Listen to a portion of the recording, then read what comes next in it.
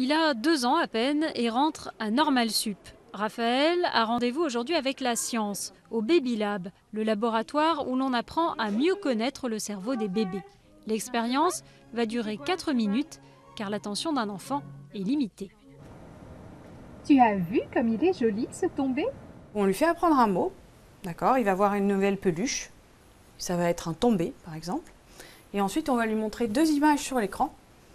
L'une image, ça va être effectivement cette peluche-là, l'autre, ça va être une autre image d'un autre objet, et on va lui demander il est où le tombé. Et donc, ce qu'on va mesurer, c'est où est-ce qu'il regarde quand on lui pose cette question-là.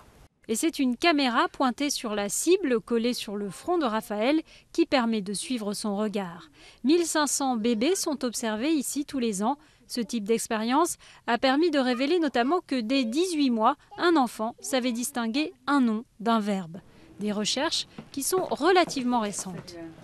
À partir des années 60, on s'est rendu compte que, par exemple pour le langage, les êtres humains disposent d'un mécanisme d'apprentissage spécialisé qui ne sert qu'à ça et dont seuls les êtres humains sont équipés. Donc on ne peut pas apprendre à parler à des chimpanzés. Et donc du coup, pour étudier ce mécanisme, on est bien obligé d'étudier des bébés humains. Ce mécanisme d'apprentissage permet d'apprendre aussi les langues étrangères dès le plus jeune âge. Dans cette agence qui propose des cours de langue dès la naissance, on croule sous les demandes de parents à la recherche de baby-sitters étrangers.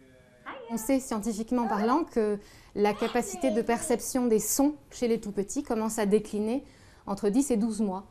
Ça ne veut pas dire pour autant que c'est trop tard, à 1 an, mais ça veut dire que tout ce qu'on fait dans la toute petite enfance, c'est très intéressant parce que l'oreille des enfants est extrêmement sensible aux sons étrangers.